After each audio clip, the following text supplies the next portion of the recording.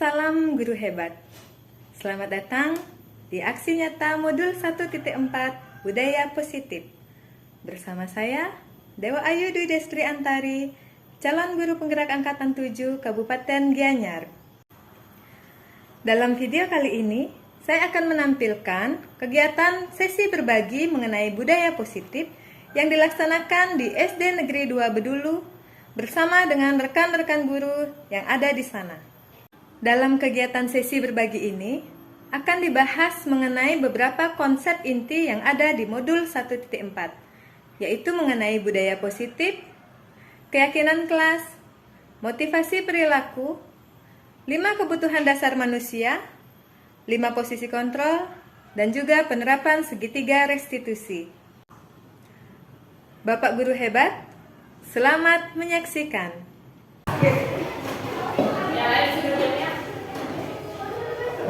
Baik, terima kasih atas waktunya. Selamat pagi Bapak dan Ibu Guru di SD Negeri 2 Bedulu. Om Swastiastu. Selamat datang dan selamat bergabung saya ucapkan di sesi berbagi dalam kelompok modul 1.4 Budaya Positif. Bersama dengan saya Dewa Ayu Dwi Destri Antari, calon guru penggerak angkatan 7 Kabupaten Gianyar. Nah, langsung saja kita mulai. Nah, sebelum kita masuk ke materi, ada beberapa pertanyaan pemantik. Jadi pertanyaan ini yang nantinya akan memandu sesi berbagi kita hari ini. Jadi pertanyaannya yang pertama yaitu, apa itu budaya positif? Kemudian, apakah disiplin positif terkait dengan budaya positif? Apa sajakah yang termasuk nilai kebajikan universal? Apa itu keyakinan kelas? Apakah motivasi itu penting? Mengapa? Apa saja yang termasuk kebutuhan dasar manusia? Apakah guru perlu memahami 5 posisi kontrol dalam menyelesaikan masalah siswa? Mengapa? Dan apakah Bapak atau Ibu guru pernah mendengar mengenai segitiga restitusi? Nah, jadi berdasarkan pertanyaan-pertanyaan inilah kita akan membahas materi-materi yang ada di modul 1.4. Nah, berikut ini adalah konsep-konsep inti yang ada di modul 1.4. Jadi beberapa materi yang akan kita bahas yaitu mengenai disiplin positif, teori motivasi, keyakinan kelas, posisi kontrol, kebutuhan dasar manusia, dan juga segitiga restitusi. Langsung saja kita ke pembahasan yang pertama, yaitu mengenai disiplin positif. Nah, jadi konsep disiplin positif merupakan unsur utama dalam terwujudnya budaya positif di sekolah kita. Kebanyakan guru sangat tertarik dengan pembahasan mengenai disiplin positif ini. Bahkan banyak guru yang berpikiran bahwa seandainya semua siswanya memiliki perilaku yang positif, maka pembelajaran itu akan dapat dilakukan dengan lebih baik. Ya, tentunya Bapak dan Ibu guru di sini juga pasti memiliki pemikiran yang sama. Seandainya murid-murid saya di dalam kelas semuanya disiplin, maka saya akan bisa menyampaikan materi dengan lebih baik. Pasti ada pikiran seperti itu. Nah, kemudian kita berkaca dari perspektif guru.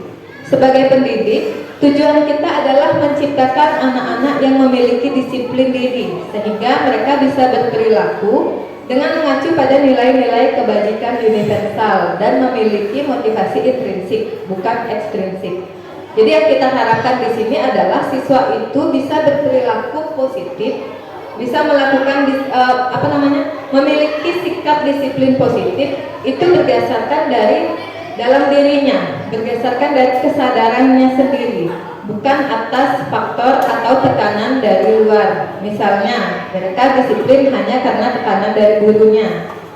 Tetapi yang kita inginkan adalah memang mereka memiliki sifat disiplin itu sendiri atas dasar kemauan mereka. Jadi dengan kata lain, seseorang yang memiliki disiplin diri berarti mereka bisa bertanggung jawab terhadap apa yang dilakukannya. karena mereka mendasarkan tindakan mereka pada nilai-nilai kebajikan universal. Jadi kalau sikap disiplin itu muncul karena faktor luar atau karena tekanan luar, maka kemungkinan mereka tidak bisa bertanggung jawab atas tindakannya.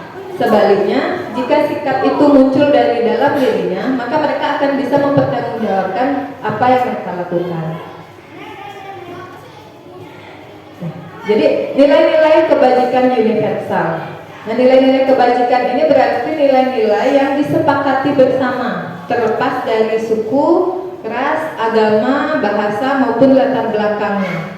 Jadi nilai-nilai ini adalah nilai-nilai yang telah kita sepakati. Jadi tidak peduli perbedaan agama yang ada atau perbedaan suku, tetapi nilai ini bersifat umum, bersifat universal dan bisa dijalani dan diterima oleh semua pihak. Nah, salah satu nilai-nilai kebajikan yang ingin dicapai setiap anak Indonesia adalah yang kita kenal dengan istilah profil pelajar Pancasila. Nah, berikut ini adalah beberapa contoh nilai-nilai kebajikan universal.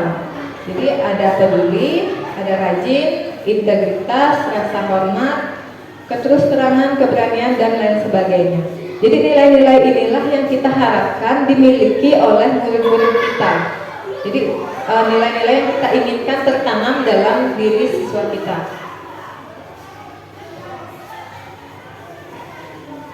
Nah, kita kembali ke profil pelajar Pancasila, di mana ini akan menjadi tujuan dari pendidikan kita saat ini. Jadi kita ingin memiliki murid yang di dalamnya dia memiliki profil pelajar Pancasila, yang mana kita harapkan adalah murid itu memiliki nilai-nilai seperti berikut, yaitu beriman, bertakwa kepada Tuhan Yang Maha Esa dan berakhlak mulia, kemudian memiliki jiwa yang mandiri, bernalar kritis, berkebinekaan global, bergotong royong, dan juga kreatif. Jadi inilah yang akan kita tuju nantinya.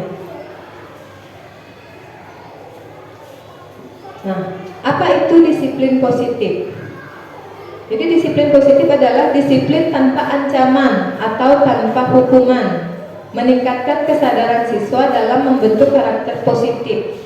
Jadi dari disiplin-disiplin positif ini, jika terus dilaksanakan, maka lama-kelamaan akan menjadi suatu kebiasaan.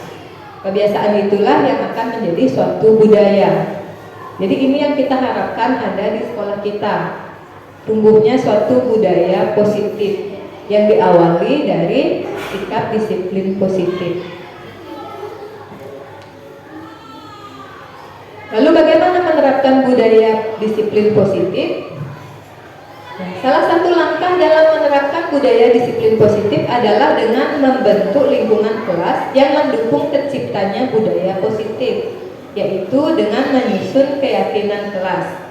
Keyakinan kelas yang efektif dapat membantu dalam pembentukan budaya disiplin positif di kelas. Jadi Bapak dan Ibu pernah mendengar istilah keyakinan kelas? Atau yang umum didengar adalah istilah kesepakatan kelas. Jadi kesepakatan kelas itu muncul dari adanya keyakinan dulu. Kita meyakini suatu nilai bersama dengan siswa. Berdasarkan keyakinan itulah kita menyusun sebuah kesepakatan. Nah, itulah yang kita sebut dengan keyakinan kelas. Nah, jadi keyakinan kelas itu adalah sebuah keyakinan yang dibuat bersama-sama semua anggota kelas, yaitu guru dan murid. Jadi keyakinan kelas ini tidak hanya disusun oleh guru saja, kemudian diberikan kepada murid, tidak, tetapi disusun bersama-sama antara guru dengan murid. Jadi guru meminta pendapat dari setiap muridnya, sehingga semua siswa itu memiliki kesempatan yang sama, tidak ada pengecualian. Semua siswa berhak untuk mengeluarkan pendapatnya. Nah, keyakinan kelas merupakan salah satu sarana bagi murid untuk mewujudkan kelas impiannya. Keyakinan kelas merupakan kesepakatan kelas yang diyakini bersama oleh guru dan murid selama proses pembelajaran. Jadi keyakinan ini harus merupakan kesepakatan bersama. Kalau misalnya tidak ada kesepakatan, atau misalnya ada beberapa siswa yang menolak salah satu kesepakatan, maka dibahas ulang lagi sampai semuanya atau kedua pihak itu menemukan sebuah kesepakatan. Jadi tidak boleh memaksakan kehendak gurunya. Gurunya ingin bersepakat mengenai sebuah hal, tetapi murid-muridnya tidak bisa menerimanya. Jadi harus atas berdasarkan kesepakatan semua pihak. Nah, kemudian pembentukan keyakinan kelas. Nah, di sini ada beberapa syarat dalam pembentukan keyakinan kelas. Yang pertama, pernyataan keyakinan kelas senantiasa dibuat dalam bentuk positif. Jadi kalimat-kalimat yang digunakan yaitu kalimat yang mengandung unsur positif. Misalnya dihindari kalimat yang menggunakan kata tidak atau jangan. Contohnya, kita ingin mengajak siswa-siswa kita untuk menjaga kebersihan. Jadi hindari penggunaan kalimat jangan buang sampah sembarangan. Atau kita ubah kalimat itu menjadi kalimat positif. Misalnya, buanglah sampah pada tempatnya. Nah, itu jadi penggunaan dalam bentuk positif. Kemudian keyakinan kelas hendaknya tidak terlalu banyak sehingga mudah diingat dan dipahami oleh semua warga kelas. Jadi poin-poin yang terdapat dalam keyakinan kelas itu tidak terlalu banyak, cukup 4-5 poin saja, sehingga baik guru ataupun siswa itu tidak kesulitan dalam mengingat apa keyakinan kelasnya. Nah, keyakinan kelas sebaiknya sesuatu yang dapat diterapkan di lingkungan tersebut. Nah, sebelum menyepakati sebuah keyakinan, hendaknya kita perhatikan dulu lingkungan kita. Apakah keyakinan itu nantinya bisa diterapkan atau tidak. Jadi harus memperhatikan di mana siswa kita itu. Kemudian semua warga kelas hendaknya ikut berkontribusi dalam pembuatan keyakinan kelas lewat kegiatan curah pendapat. Nah, seperti yang saya sebutkan sebelumnya, bahwa setiap anak ini berhak untuk mengeluarkan pendapatnya tanpa pengecualian, terlepas dari apapun agama, suku ataupun ras anak itu. Jadi setiap warga kelas itu berhak untuk mencurahkan pendapatnya. Nah, berikut adalah prosedur pembentukan keyakinan sekolah atau kelas. Nah, yang pertama, mempersilahkan warga sekolah atau murid-murid di sekolah atau di kelas untuk bercurah pendapat tentang peraturan yang perlu disepakati di sekolah atau di kelas. Kemudian semua murid menuliskan masukan-masukan curah pendapatnya di kertas post-it. Kemudian ditempel di papan tulis atau di kertas besar. Nah, tidak harus menggunakan kertas post-it ya. Kalau misalnya Bapak Ibu mau anak-anak itu menulis langsung di papan, boleh. Jadi anak-anak diminta menuliskan pendapatnya. Atau mau di kertas biasa juga boleh. Setelah itu disalin kembali ke papan supaya semua siswa bisa memperhatikan. Nah, setelah ada kesepakatan itu, maka semua siswa bisa mengajukan pendapatnya lagi mengenai dia setuju atau tidak dengan pendapat teman-teman lainnya. Nah, setelah semuanya setuju, maka dilakukan kesepakatan dengan menandatangani keyakinan kelas itu. Jadi yang menandatangani di sana tidak hanya wali kelasnya saja, tetapi juga setiap murid yang ada di kelas itu. Itulah kenapa kita sebut dengan keyakinan kelas, karena itu sudah disepakati bersama semua warga di kelas tersebut. Nah, kita lanjut ke teori motivasi. Jadi kalau kita mendengar motivasi, maka yang terlintas dalam benak kita adalah suatu dorongan. Jadi bagaimana kita berperilaku? Mengapa kita melakukan segala sesuatu? Apakah kita melakukan sesuatu karena adanya dorongan dari lingkungan atau ada dorongan yang lain? Jadi ada faktor-faktor yang menyebabkan kita untuk melakukan sesuatu. Ada suatu dorongan dalam diri kita, entah itu dorongan dari dalam ataupun dari luar. Nah, itulah yang kita sebut dengan motivasi. Nah, menurut Diane Dosen dalam bukunya Restructuring School Discipline menyatakan ada 3 motivasi perilaku manusia. Jadi disebutkan bahwa motivasi manusia, perilaku manusia itu ada 3. Yang pertama yaitu untuk menghindari ketidaknyamanan atau hukuman. Nah, motivasi yang pertama ini merupakan motivasi yang berasal dari luar atau eksternal. Jadi pertanyaan yang muncul adalah apa yang terjadi apabila saya tidak melakukannya? Jadi ada rasa tekanan, rasa takut apabila dia tidak melakukan sesuatu. Apa kira-kira yang akan terjadi? Apakah dia akan dihukum? Apakah dia akan dijauhi? Nah, jadi ada faktor-faktor dari luar yang menyebabkan dia melakukan sesuatu. Kemudian motivasi yang kedua yaitu untuk mendapatkan imbalan atau penghargaan dari orang lain. Nah, motivasi ini pun merupakan motivasi yang berasal dari luar atau eksternal. Jadi seseorang melakukan sesuatu untuk mendapatkan suatu imbalan. Misalnya, entah dia ingin mendapatkan hadiah, atau dia ingin mendapatkan pujian, atau dia ingin mendapatkan teman-teman yang banyak. Jadi ada faktor luar yang menyebabkan dia melakukan sesuatu. Nah, yang terakhir yaitu untuk menjadi orang yang mereka inginkan dan menghargai diri sendiri dengan nilai-nilai yang mereka percaya. Nah, motivasi yang ketiga ini merupakan motivasi yang muncul dari dalam diri atau internal. Jadi mereka tidak peduli apakah setelah mereka melakukan kegiatan itu atau melakukan sesuatu mereka akan dihukum atau mereka akan dipuji, entah mereka mendapat imbalan atau tidak. Mereka tidak memperhatikan hal itu.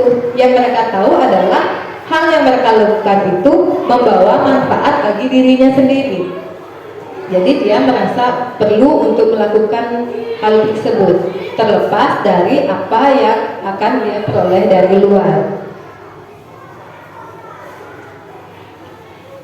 Nah, motivasi perilaku manusia pada dasarnya tidak terlepas dari kebutuhan dasarnya sebagai manusia. Jadi kita sebagai manusia memiliki kebutuhan dasar. Nah, apa saja kebutuhan dasar manusia itu? Nah, berikut ini adalah kebutuhan dasar manusia. Ada 5. Yang pertama yaitu bertahan hidup.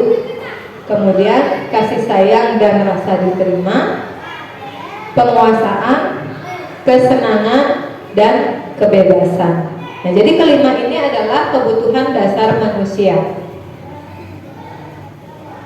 Seluruh tindakan manusia memiliki tujuan tertentu. Semua yang kita lakukan adalah usaha terbaik kita untuk mendapatkan apa yang kita inginkan. Ketika kita mendapatkan apa yang kita inginkan, sebetulnya saat itu kita sedang memenuhi satu atau lebih dari satu kebutuhan dasar kita. Nah, jadi apapun tindakan kita pada dasarnya itu adalah untuk memenuhi kebutuhan dasar kita sebagai manusia. Lalu bagaimana jika ada kebutuhan dasar kita yang tidak terpenuhi? Nah, di sanalah nanti akan muncul suatu tindakan-tindakan di luar kebiasaan, baik itu tindakan yang positif ataupun tindakan yang negatif. Nah, kita bahas satu persatu mengenai kebutuhan dasar manusia. Yang pertama yaitu kebutuhan bertahan hidup. Nah, kebutuhan yang bersifat fisiologis untuk bertahan hidup, misalnya kesehatan, rumah, dan makanan. Jika kita telisik lagi, ini istilahnya adalah kebutuhan primer kita. Jadi kebutuhan utama kita yang menyangkut sandang, pangan, papan. Nah, kemudian komponen psikologis pada kebutuhan ini meliputi kebutuhan akan perasaan aman. Jadi ini yang kita butuhkan sebagai manusia. Kita butuh rasa aman. Nah, kemudian kebutuhan yang kedua yaitu kebutuhan kasih sayang dan rasa diterima atau kebutuhan untuk diterima. Nah, kebutuhan untuk disayangi dan diterima meliputi kebutuhan akan hubungan dan koneksi sosial, kebutuhan untuk memberi dan menerima kasih sayang, dan kebutuhan untuk merasa menjadi bagian dari suatu kelompok. Jadi kebutuhan ini tidak hanya mengenai pasangan, tetapi bisa dengan keluarga, bisa dengan teman, ataupun dengan hewan peliharaan. Nah, anak-anak yang memiliki kebutuhan dasar kasih sayang dan rasa diterima yang tinggi biasanya ingin disukai dan diterima di lingkungannya.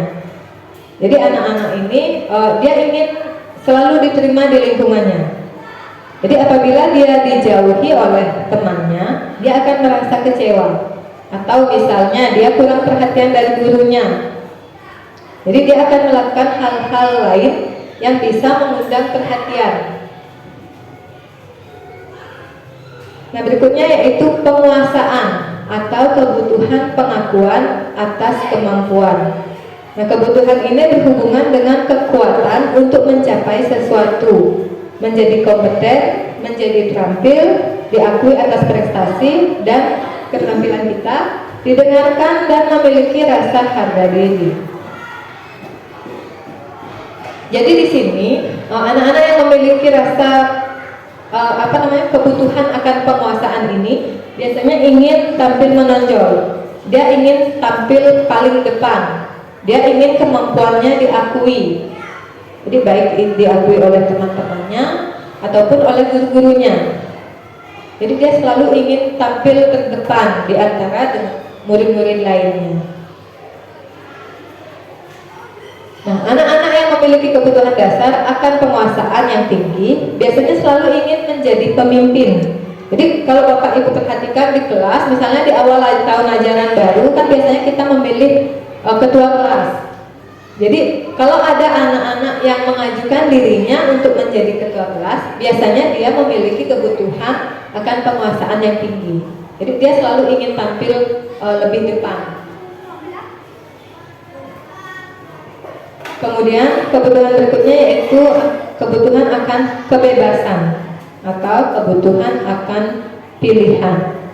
Nah, kebutuhan untuk bebas adalah kebutuhan akan kemandirian, otonomi, memiliki pilihan dan mampu mengendalikan arah hidup seseorang. Anak-anak yang dengan kebutuhan kebebasan yang tinggi menginginkan pilihan.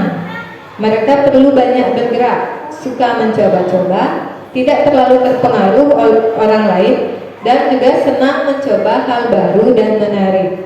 Jadi kalau di kelas misalnya Bapak Ibu sedang menjelaskan dengan metode ceramah, kemudian ada anak-anak yang bermain. Nah, kemungkinan di sana mereka menginginkan suatu kebebasan. Jadi jika saat diberikan tugas, mereka ingin suatu pilihan. Nah, itulah anak-anak memiliki kebutuhan kebebasan yang tinggi. Dan yang terakhir yaitu kebutuhan akan kesenangan atau kebutuhan untuk merasa senang. Kebutuhan akan kesenangan adalah kebutuhan untuk mencari kesenangan, bermain dan tertawa. Anak-anak dengan kebutuhan dasar kesenangan yang tinggi biasanya ingin menikmati apa yang dilakukan. Jadi mereka memiliki fokusnya sendiri. Jika mereka diberikan sesuatu yang mereka senangi, mereka akan bisa sangat berkonsentrasi.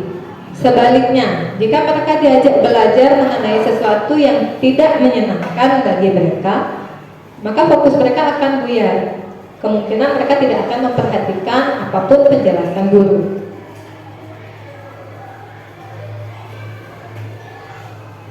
Nah, 5 kebutuhan dasar manusia haruslah sejalan dengan disiplin positif pada diri siswa dan juga perlu dikembangkan. Bagaimana penerapan disiplin positif? Strategi apa yang perlu dilakukan orang tua atau pendidik agar disiplin positif pada diri siswa itu tumbuh? Nah, inilah tugas kita. Bagaimana kita menumbuhkan disiplin positif itu dalam diri murid. Jadi agar mereka termotivasi untuk menumbuhkan sifat disiplin berdasarkan kesadaran mereka sendiri. Jadi tidak lagi kita harus meminta mereka untuk bersikap disiplin, tetapi tanpa kita minta pun ada atau tidak guru di depan mereka, mereka bisa bertindak disiplin. Jadi itu yang kita harapkan.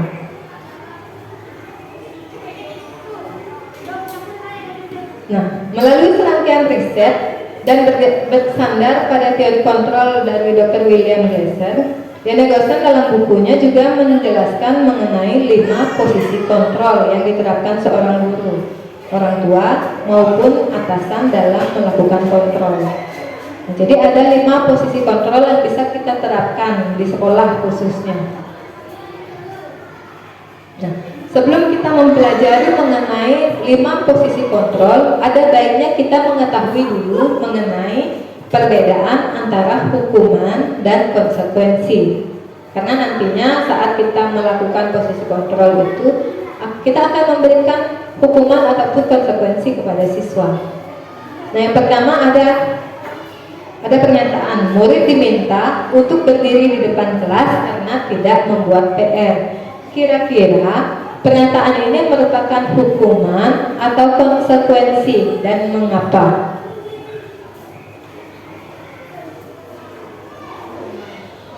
Sebut dengan hukuman. Kenapa?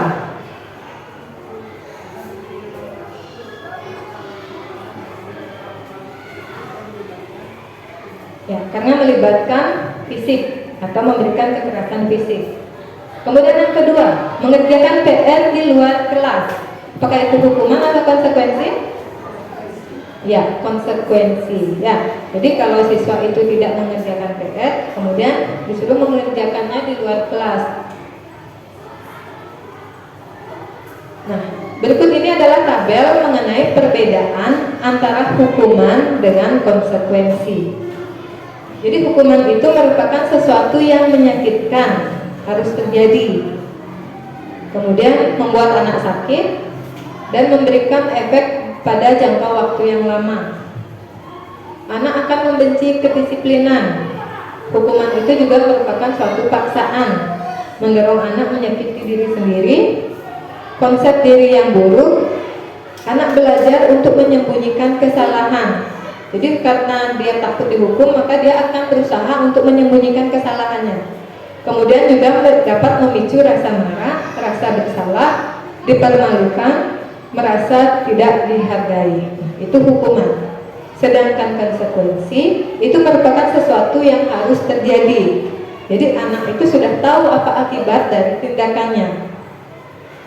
Kemudian membuat anak merasa tidak nyaman, hanya saja dalam waktu yang pendek. Kemudian anak itu akan menghargai disiplin. Jadi karena mereka tahu akibatnya, jadi mereka akan berusaha untuk menghargai disiplin. Nah, itu merupakan suatu stimulus tanggapan. Kemudian dapat mendorong anak agar mudah menyesuaikan diri. Konsekuensi juga merupakan konsep diri yang baik. Anak akan belajar untuk mematuhi peraturan. Kemudian disebutkan juga bahwa konsekuensi itu menyebabkan anak kehilangan hak, dibuat tidak nyaman, diasingkan untuk sementara. Jadi konsekuensi maupun hukuman juga hampir sama, hanya saja kalau konsekuensi itu bersifat sementara, dampaknya pendek, tidak selama dengan dampak yang ditimbulkan dari suatu hukuman. Karena hukuman itu bersifat paksaan dan hanya datang dari satu pihak. Nah, kemudian berikut ada beberapa pernyataan. Nah, coba Bapak Ibu identifikasi pernyataan-pernyataan berikut, yang mana termasuk hukuman dan mana yang termasuk konsekuensi. Nah, yang pertama, mencatat 100 kali di dalam buku kalimat "saya tidak akan terlambat lagi karena terlambat ke sekolah". Apakah ini termasuk hukuman atau konsekuensi? Apa? Hukuman? Nah, kemudian yang kedua, lari mengelilingi lapangan basket 2 kali karena terlambat hadir di sekolah. Hukuman.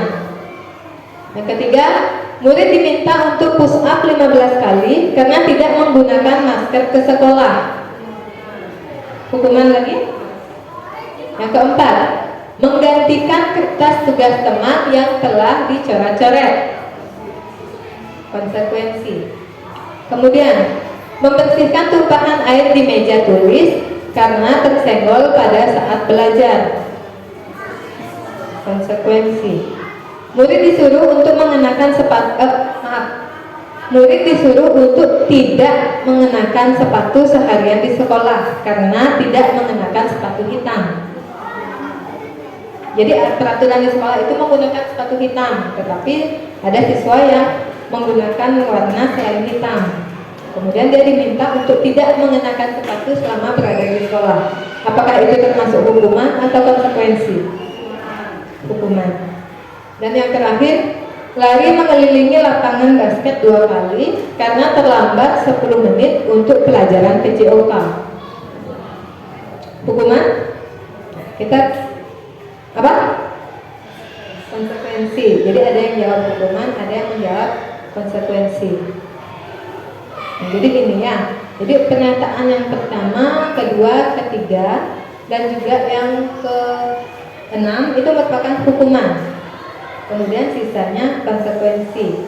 Tadi yang terakhir ada yang menjawab hukuman, ada yang menjawab konsekuensi. Kenapa yang terakhir itu disebut sebagai konsekuensi, bukan hukuman?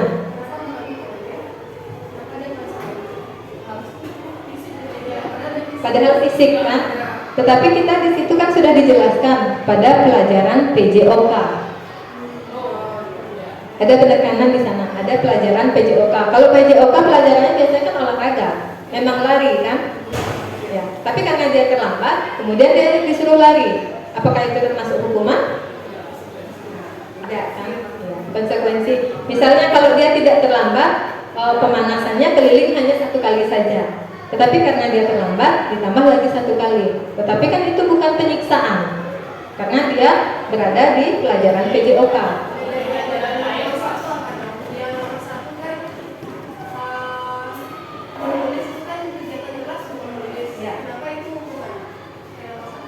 Nah sebenarnya ini tergantung dari di mana dia disuruh. Kalau misalnya dia disuruh keluar kelas, kemudian nulis, atau dia di dalam kelas, kemudian nulis hal ini, tapi kan tidak ada manfaatnya. Tidak ada manfaat yang dia dapatkan dari dia menulis kalimat tersebut. Gitu. Jadi bisa saja itu akan menimbulkan rasa malu pada siswa itu. Jadi kan anak-anak yang lain akan mengejek anak itu karena dia disuruh menulis hal seperti itu. Jadi ada trauma tersendiri. Beda dengan lari, karena itu memang pelajaran PJOK, pelajaran olahraga. Kalau misalnya dia terlambat sekolah, terus dia diminta lari di lapangan, nah itu termasuk hukuman. Nah sekarang kita lanjutkan ke 5 posisi kontrol. Jadi ada 5 posisi kontrol yang bisa kita terapkan nantinya ketika kita menghadapi atau menindaklanjuti suatu kesalahan yang dilakukan oleh murid kita. Jadi yang pertama ada posisi kontrol sebagai penghukum. Ada pembuat rasa bersalah, teman, pemantau, dan manajer. Kita bahas satu persatu. Yang pertama yaitu posisi kontrol sebagai penghukum. Nah, seorang penghukum bisa menggunakan hukuman fisik maupun verbal. Orang-orang yang menjalankan posisi penghukum senantiasa mengatakan bahwa sekolah memerlukan sistem atau alat yang dapat lebih menekan murid-murid lebih dalam lagi. Nah, biasanya guru-guru yang memiliki posisi kontrol sebagai penghukum, dia akan berbicara dengan keras, menunjuk, berteriak kepada siswa yang melakukan suatu kesalahan. Ya, galak. Jadi di sini guru ini akan beranggapan bahwa perkataannya dia adalah yang paling benar. Apapun keputusannya, itulah keputusan yang paling tepat. Itulah sifat dari seorang penghukum. Jadi dia tidak mau tahu apa alasan muridnya melakukan hal itu. Tidak menerima suatu penjelasan. Yang dia tahu bahwa murid itu salah dan murid itu harus dihukum. Kemudian posisi pembuat merasa bersalah. Nah, pada posisi ini biasanya guru akan bersuara lebih lembut. Pembuat merasa bersalah akan menggunakan keheningan yang membuat orang lain merasa tidak nyaman, bersalah atau rendah diri. Nah, di sini biasanya guru akan menunjukkan kesalahan siswa itu. Jadi dia akan lebih menekankan agar siswa itu sadar dengan kesalahannya. Bahkan bisa membuat yang seharusnya kesalahan itu tidak seberapa, siswa itu akan dibuat merasa lebih atau sangat bersalah dengan tindakannya. Jadi guru akan berbicara dengan nada yang lembut tetapi menusuk. Nah, itu pembuat rasa bersalah. Nah, di posisi ini murid akan memiliki penilaian diri yang buruk tentang diri mereka. Murid merasa tidak berharga dan telah mengecewakan orang-orang yang disayanginya. Nah, berikutnya adalah posisi sebagai teman. Guru pada posisi ini tidak akan menyakiti murid, namun akan tetap berupaya mengontrol murid melalui persuasi. Posisi teman pada guru bisa negatif maupun positif. Positif di sini berhubungan baik dengan terjalin antara guru dan murid. Guru di posisi teman menggunakan hubungan baik dan humor untuk mempengaruhi seseorang. Nah, di posisi ini tidak hanya dampak positifnya saja. Dampak positifnya adalah murid itu akan memiliki hubungan yang baik dengan guru. Kemungkinan murid juga akan berani untuk berterus terang dengan gurunya. Tetapi apakah ada dampak negatifnya? Tentu ada. Nah, hal negatif dari posisi kontrol teman adalah bila suatu saat guru tersebut tidak membantu, maka murid akan kecewa. Jadi dia terbiasa dibantu oleh gurunya. Tetapi pada saat guru itu tidak membantunya lagi, maka akan timbul kekecewaan dalam diri. Dampak negatif lainnya juga, anak itu akan tergantung pada salah satu guru saja. Jadi dia akan hanya mau bercerita dengan guru itu saja, dan dia tidak akan terbuka dengan guru lainnya. Jadi dia akan bertindak apabila ada guru yang dia percaya. Gitu. Nah, posisi kontrol berikutnya yaitu sebagai pemantau. Memantau berarti mengawasi. Pada saat kita mengawasi, kita bertanggung jawab atas perilaku orang-orang yang kita awasi. Posisi pemantau berdasarkan pada peraturan-peraturan dan konsekuensi. Dengan menggunakan sanksi atau konsekuensi, kita dapat memisahkan hubungan pribadi dengan murid sebagai seorang yang menjalankan posisi pemantau. Jadi di sini biasanya guru-guru yang berada di posisi pemantau ini dia menggunakan data-data, menggunakan bukti-bukti. Jadi dia akan mengawasi muridnya. Biasanya dia lebih banyak mengajukan pertanyaan-pertanyaan. Misalnya jika ada murid yang melanggar, itu akan mengajukan, kamu tahu nggak peraturannya di sini? Kamu tahu nggak apa akibatnya? Jadi dia lebih banyak menggunakan pertanyaan-pertanyaan. Nah, seorang pemantau sangat mengandalkan perhitungan, catatan, data yang dapat digunakan sebagai bukti atas perilaku seseorang. Nah, jadi kalau di pemantau ini dia tidak akan asal menuduh. Jadi dia sudah memiliki bukti-buktinya dulu. Jadi tidak asal menuduh seperti posisi penghukum. Nah, posisi terakhir yaitu sebagai manajer. Jadi posisi di mana guru berbuat sesuatu bersama dengan murid, mempersilahkan murid mempertanggungjawabkan perilakunya, mendukung murid agar dapat menemukan solusi atas permasalahannya sendiri.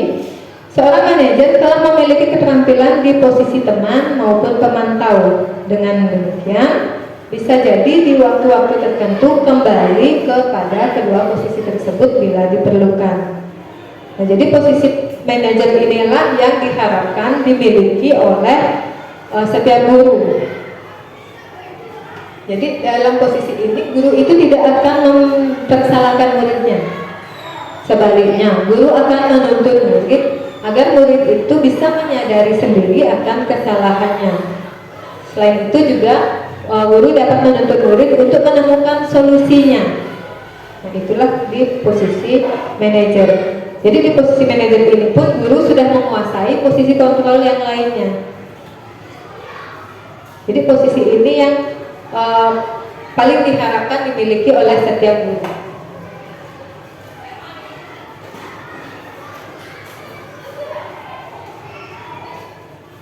Nah, tugas seorang manajer bukan untuk mengatur perilaku seseorang. Kita membimbing murid untuk dapat mengatur dirinya. Jadi bukan kita yang memutuskan apa kesalahannya dan apa yang harus dilakukan oleh murid. Jadi kita di sini hanya sekedar membimbing saja. Bukan kita yang mengaturnya, bukan kita yang menentukan. Nah, ini adalah tabel dari hasil dari posisi kontrol yang kita terapkan. Jadi misalnya, jika guru itu menerapkan posisi kontrol sebagai seorang penghukum, maka apa hasil yang akan didapatkan oleh murid? Jadi murid itu akan memberontak, menjadi pendendam, dan juga bahkan dia akan menyalahkan orang lain. Jadi ketika anak itu selalu dihukum, dia akan mencari tameng, dia akan mencari kesalahan orang lain, atau bahkan dia bisa menuduh orang lain. Nah, kemudian pada pembuat merasa bersalah, maka hasilnya adalah murid itu akan menyembunyikan atau menyangkal atau berbohong. Jadi dia takut disalahkan. Kemudian posisi kontrol sebagai teman, maka kita akan menghasilkan murid yang ketergantungan. Jadi sedikit-sedikit dia akan berharap bantuan dari gurunya. Apapun yang dia lakukan, dia yakin bahwa gurunya akan membantunya. Jadi dia merasa ketergantungan. Kemudian pada posisi pemantau, maka murid itu akan menjadi dia hanya akan menyesuaikan dirinya apabila diawasi. Jika tidak ada guru, maka dia akan kembali lagi bertindak sesukanya. Jadi dia hanya akan bersikap positif apabila diawasi oleh guru. Dan jika guru itu memposisikan dirinya sebagai manajer, maka hasil yang kita dapatkan adalah anak akan memiliki watak atau karakter yang kuat. Karena dia tahu apa kesalahannya, dia tahu apa solusinya. Nah, jadi akan timbul watak yang kuat dalam diri anak tersebut. Jadi itu hasilnya dari masing-masing posisi kontrol yang kita ambil.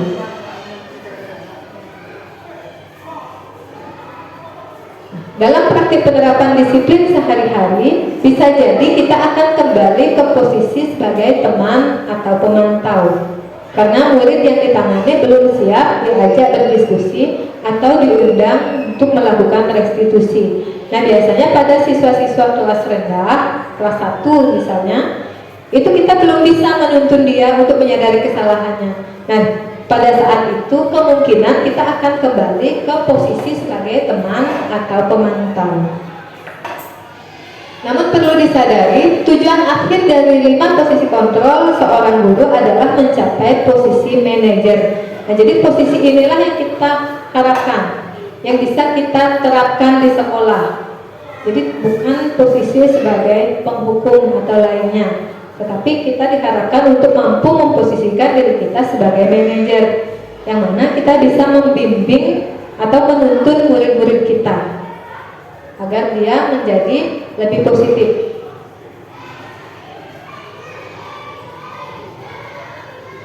Nah, selanjutnya kita akan membahas mengenai segitiga restitusi. Bapak Ibu pernah mendengar istilah segitiga restitusi? Tidak, tetapi saya yakin Bapak Ibu pernah melakukannya, hanya saja tidak tahu istilahnya. Nah, sekarang kita bahas. Nah, restitusi adalah proses menciptakan kondisi bagi murid untuk memperbaiki kesalahan mereka, sehingga mereka bisa kembali pada kelompok mereka dengan karakter yang lebih kuat. Restitusi juga merupakan proses kolaboratif yang mengajarkan murid untuk mencari solusi untuk masalah mereka dan membantu murid berpikir tentang orang seperti apa yang mereka inginkan dan bagaimana mereka harus memperlakukan orang lain. Jadi seperti sebelumnya, di sini kita menuntun siswa kita itu agar mereka tahu kesalahannya sendiri, dan juga agar mereka tahu bagaimana cara mereka menebus kesalahannya, bagaimana cara mereka memperbaiki kesalahan-kesalahannya tersebut. Jadi melalui restitusi ini.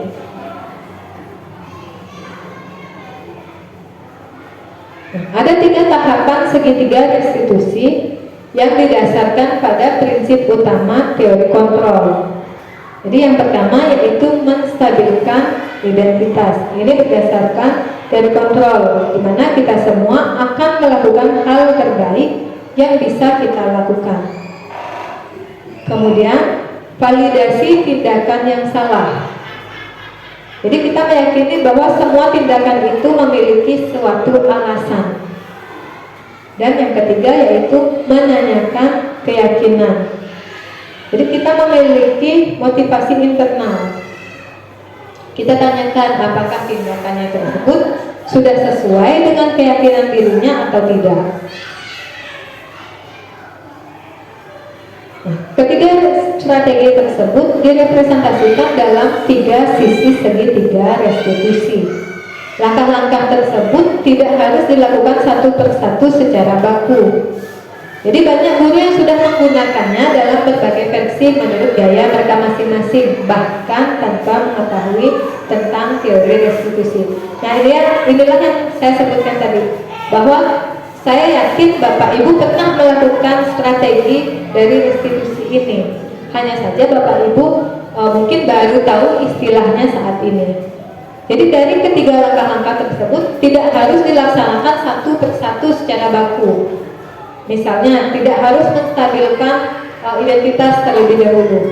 Bisa dari langkah yang ketiga, misalnya menanyakan keyakinan terlebih dahulu.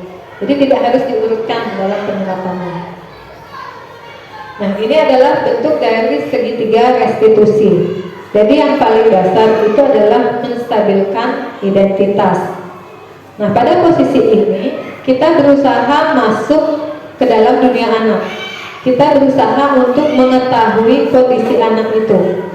Jadi menyamakan posisi kita dengan anak, berusaha memahami kondisi anak itu. Jadi kita stabilkan dulu identitasnya. Kita anggap bahwa anak itu sudah melakukan hal terbaik yang bisa dia lakukan. Kemudian baru dilanjutkan dengan validasi tindakan yang salah. Nah, pada langkah sebelumnya kita memang memahami tindakan anak itu. Kita menerima semua alasan-alasan yang diberikan oleh anak itu. Tetapi bukan berarti kita harus membenarkan segala tindakannya. Nah, pada posisi inilah kita validasi. Kita sadarkan bahwa ada tindakan anak itu yang salah dan harus diluruskan. Kemudian pada sisi berikutnya yaitu menanyakan keyakinan. Nah, di sini kita tanyakan, apakah tindakan yang dilakukan oleh anak itu sudah sesuai dengan keyakinannya atau belum? Apakah itu sudah mencerminkan keyakinan kelas yang sudah disepakati atau belum? Nah, jadi kita tanyakan keyakinannya.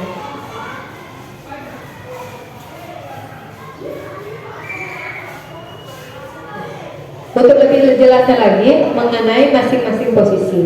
Nah, jadi pada bagian dasar dari segitiga ini bertujuan untuk mengubah identitas anak dari orang yang merasa gagal karena melakukan kesalahan menjadi orang yang sukses. Makanya kita perlu tahu dulu, perlu mendalami dulu. Jadi apa alasan yang mendasari tindakan anak itu? Jadi tidak hanya serta-merta kita mengecap anak itu salah. Jadi setiap tindakan itu harus kita sadari bahwa ada alasan di baliknya. Jadi dari yang tadinya dia merasa salah, kita gali, kita pahami apa alasannya, agar dia merasa bahwa dirinya itu bukanlah orang yang gagal, bukanlah orang yang membuat masalah. Nah, kemudian kita stimulus dia. Jadi menstimulus bisa menggunakan beberapa cara. Misalnya kita bisa mengatakan kepada siswa itu bahwa berbuat salah itu tidak apa-apa. Sesekali kita membuat suatu kesalahan itu adalah hal yang wajar, hal yang manusiawi. Nah, ini tujuannya agar anak itu tidak merasa takut, agar dia mulai berani untuk membuka dirinya. Jadi kita yakinkan bahwa tidak ada manusia yang sempurna. Setiap manusia itu pasti pernah melakukan kesalahan, baik itu disengaja ataupun tidak. Nah, setelah kita tahu apa alasannya, baru kita validasi. Jadi kita berikan pemahaman kepada anak bahwa apa yang dilakukan itu bukanlah hal yang tepat. Jadi sekalipun alasannya itu adalah untuk membela diri atau apapun itu, kita yakinkan dia bahwa ada hal-hal lain yang masih bisa dia lakukan. Jadi disinilah kita validasi tindakannya. Jadi tidak semua tindakan anak itu harus kita benarkan, dan sebaliknya tidak semua tindakan anak itu juga harus kita salahkan. Jadi jika ada tindakan yang salah, maka kita validasi, kita tuntut, kita kasih tahu dia bagaimana tindakan yang tepat.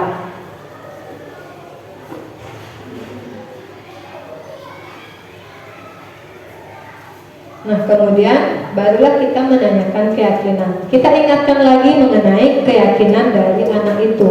Apakah tindakannya itu sudah sesuai dengan keyakinan dirinya atau tidak. Jadi kembali lagi ke keyakinan yang telah disepakati sebelumnya. Jadi apakah pelanggaran yang dia lakukan itu sudah mencerminkan keyakinan yang dia sepakati atau tidak. Nah, disinilah tugas guru untuk mengingatkan kembali keyakinan yang telah disepakati bersama. Nah, inilah kenapa kita tidak atau kita hindari membuat keyakinan yang terlalu banyak. Jadi agar anak itu ingat apa keyakinan yang telah disepakati. Kalau keyakinan itu terlalu banyak, maka gurunya pun bisa lupa. Gitu. Nah, berikut akan saya tampilkan mengenai contoh penerapan segitiga restitusi di sekolah. Jadi penerapan ini sudah pernah saya praktekkan bersama siswa di sekolah.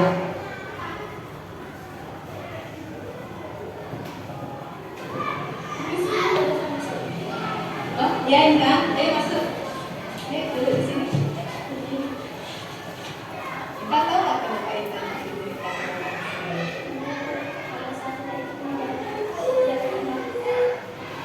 Kenapa Intan tidak ikut mengerjakan tugas bersama teman-teman? Ya Intan, ibu tahu. Ibu juga sering seperti itu. Lupa itu adalah hal yang manusiawi.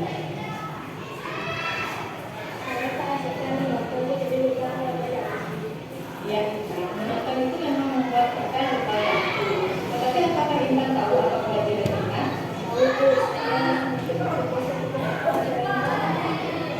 Iya benar. Jadi apakah menonton itu sudah termasuk dalam kewajiban? Lalu apakah Intan masih ingat dalam keyakinan yang telah kita sepakati? Ya, Intan sudah kembali. Lalu apakah Intan menonton itu sudah menjalankan keyakinan? Lalu apa rencana Intan selanjutnya?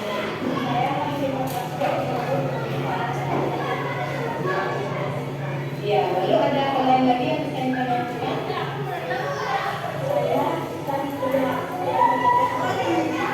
Baiklah, kalau kita sudah tahu apa yang harus dilakukan, sekarang kita mulai keluar dan lanjutkan.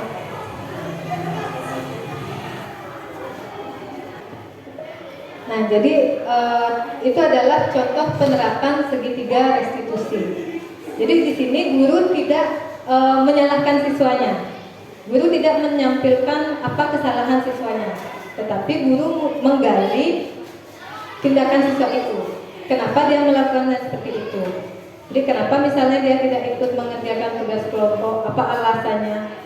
Kemudian apa yang bisa dia lakukan untuk memperbaiki kesalahannya? Jadi guru itu tugasnya hanya membimbing. Jadi bukan kita yang mengarahkan, oh kamu harus minta maaf kepada kelompokmu. Lain kali kamu jangan seperti itu. Tetapi kita bimbing anak itu agar dia tahu kesalahannya. Dia bisa berterus terang apa alasannya. Kemudian dia juga mengetahui bagaimana solusinya. Jadi solusi itu muncul dari pemikiran anak itu sendiri, bukan dari gurunya.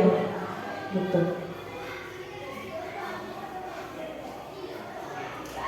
Nah, jadi restitusi tidak menyarankan guru bicara ke murid bahwa melanggar aturan adalah sikap yang baik.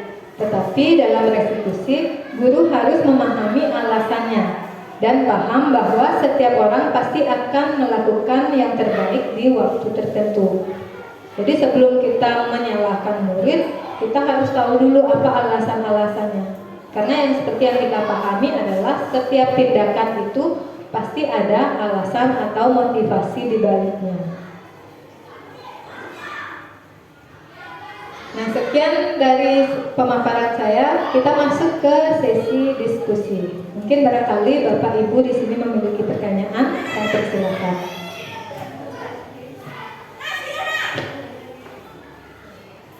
Terima kasih atas kesempatannya Bu Joayu. Saya ingin bertanya, apakah ada jangka waktu dari kesepakatan kelas yang kita buat? Karena kan terkadang anak-anak itu suka dengan hal baru. Mereka bersemangat pada saat kesepakatan itu dibuat, tetapi mungkin jika mereka sudah terbiasa dengan sanksi yang diberikan, mereka cenderung jadinya biasa, sanksinya paling gini. Jadi kalau mereka udah tahu sih dengan sanksi atau konsekuensi yang diberikan. Sekian. Terima kasih. Ya, terima kasih atas pertanyaannya. Nah, kalau mengenai waktu, itu tidak ada patokan waktu khusus. Misalnya kesepakatan itu berlaku selama 2 bulan atau 3 bulan. Itu tergantung dari, kembali lagi ke wali kelas dan juga dengan murid-murid di kelasnya. Jika dirasa bahwa kesepakatan itu sudah biasa atau sudah tidak bisa lagi memberikan efek kepada murid, itu bisa diperbarui. Karena kan kita tidak tahu perkembangannya sambil berjalan itu seperti apa. Mungkin ada perubahan-perubahan atau mungkin ada kesepakatan atau keyakinan yang ingin kita tambahkan. Jadi misalnya selama proses pembelajaran itu berjalan, kita tidak memasukkan misalnya keyakinan mengenai waktu hadir dan waktu pulang. Kadang kan kalau ada siswa yang telat, tetapi kita salahkan dia. Sedangkan kadang kita lupa bahwa kita juga memiliki keperluan. Kadang kita yang terlambat, atau kadang gurunya terlalu asik menjelaskan, padahal sudah bel istirahat, sudah bel pulang. Tapi karena kita merasa, aduh sedikit lagi nih materinya tanggung, kita lupa, kita molor waktunya. Nah, bisa kita tambahkan saat proses itu berjalan. Jadi kita tambahkan baik guru ataupun siswa itu hadir tepat waktu dan juga keluar kelas tepat waktu misalnya. Jadi tidak ada patokan waktu khusus. Kalau kita rasa itu harus diperbarui, ya kita perbarui. Jika ada yang selama berjalan ternyata tidak sesuai dengan yang diharapkan, kita ganti. Bisa. Tidak ada patokan waktu khusus. Berikutnya.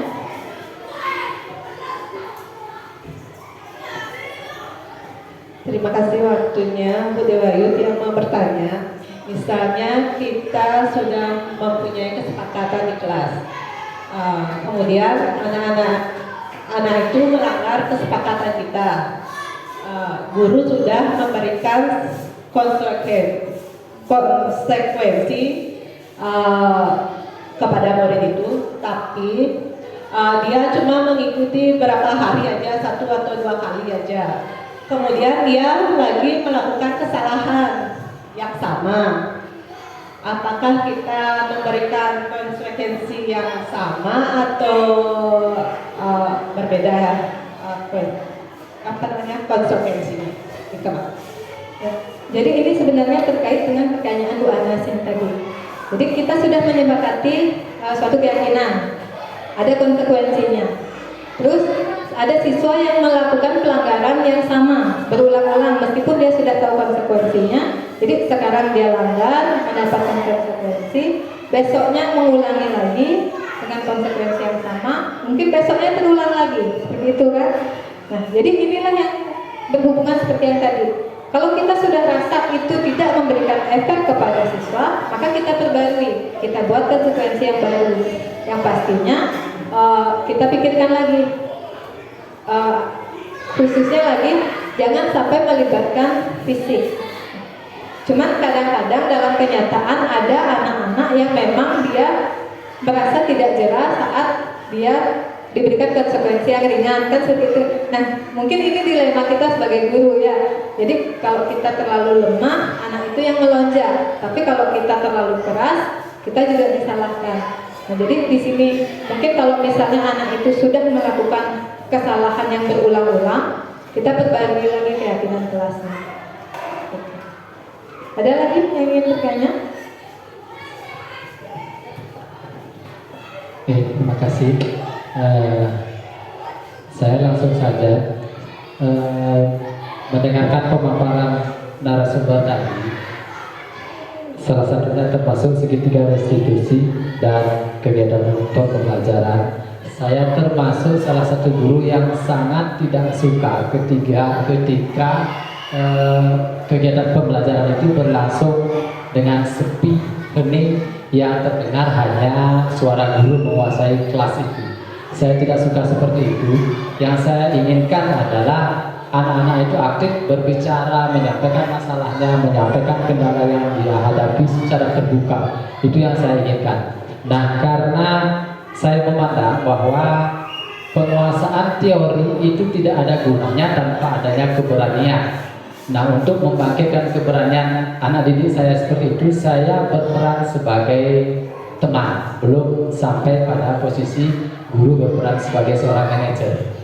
Nah, hasil positifnya anak-anak lebih banyak bangkit rasa keberaniannya, berani menyampaikan pendapatnya, berani berdiskusi, bahkan yang lebih ekstrim lagi ketika guru sedang berbicara, ada yang berani angkat tangan dan menyampaikan pendapatnya, menyampaikan pertanyaannya, seperti itu. Tapi ada beberapa kendala atau yang saya sebut dengan efek samping dari metode yang saya terapkan. Misalnya teman siswa yang awalnya sudah memiliki keberanian, itu mereka cenderung beraninya destruktif, beraninya di luar konteks pembelajaran. Misalnya kalau di luar kelas mereka memanggil guru dari kejauhan dengan teriak, memanggil bapak guru yang seharusnya mereka bisa mendekat dan memanggil bapak ibu guru dengan sopan, mereka lakukan dari kejauhan.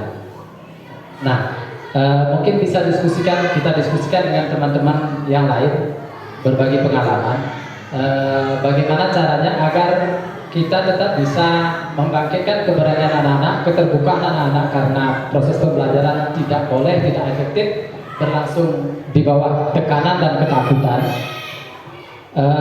Di sisi lain kita bisa menekan anak-anak yang berani cenderungnya tidak sopan dan di luar konteks pembelajaran. Ya, mungkin sementara itu saja pertanyaannya. Mohon bimbingannya dari ibu narasumber dan pendapat dari teman-teman yang lain juga. Terima kasih. Ya, baik, terima kasih. Nah, seperti yang saya paparkan tadi, bahwa ketika kita menerapkan posisi kontrol sebagai teman, itu pasti akan menimbulkan dua dampak, yaitu dampak positif dan dampak negatif. Nah, positifnya yaitu siswa itu berani mengutarakan pendapatnya. Hanya saja seperti yang dikatakan Pak Tut tadi, dia berani mengutarakan pendapatnya, hanya terkadang melewati batas. Jadi menganggap guru itu sebagai temannya. Nah, itu mungkin salah satu dampak negatifnya. Jadi dia tidak memikirkan sebatas mana sopan santun dia sebagai murid terhadap gurunya. Seperti yang dikatakan tadi, dari jauh muridnya itu manggil gurunya, padahal dia harusnya mendekat.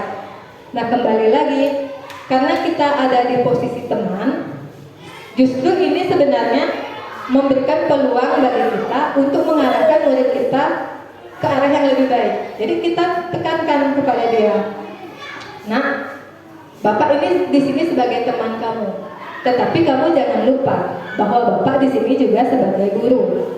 Kalau di luar jam pelajaran, kamu boleh berperilaku seperti itu. Tetapi kembali lagi, ingat bagaimana sopan santun kita terhadap orang yang lebih tua, yang lebih dewasa dari kita.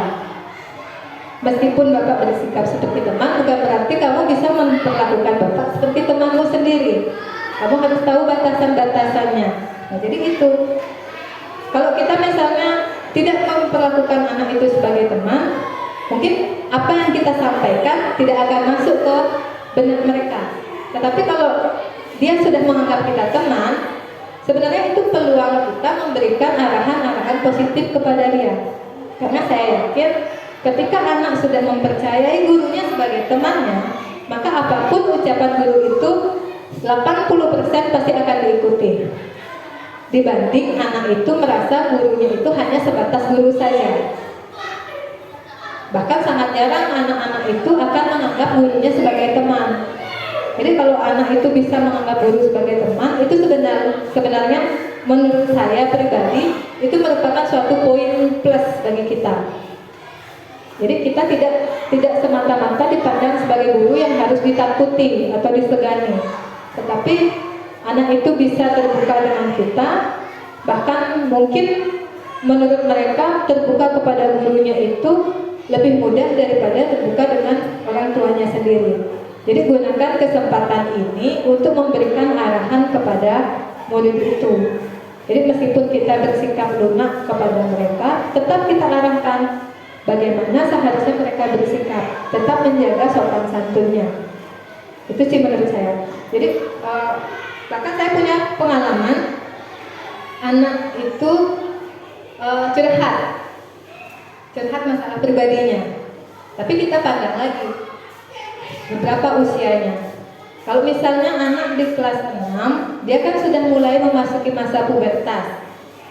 Jadi kalau mereka sudah mulai mengalami ketertarikan dengan lawan jenis, apakah kita sebagai guru harus memarahi? Apakah kita harus melarang dia? Tidak kan? Semakin anak itu dilarang, dia akan semakin penasaran. Jadi di sini kita bimbing dia, kita berikan pengarahan. Itulah posisi pentingnya sebagai posisi kontrol sebagai teman. Jadi tetap kita arahkan, meskipun kita bersikap seperti teman kepada murid, kita gunakan kesempatan itu untuk memberikan pengarahan yang lebih positif. Jadi manfaatkan kondisi itu, karena tidak semua murid akan bisa menganggap gurunya sebagai teman. Itu sih menurut saya. Atau mungkin ada bapak ibu guru lainnya yang memiliki pendapat lain di sini?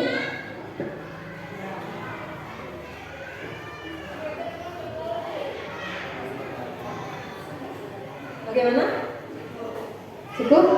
Ada pertanyaan lainnya?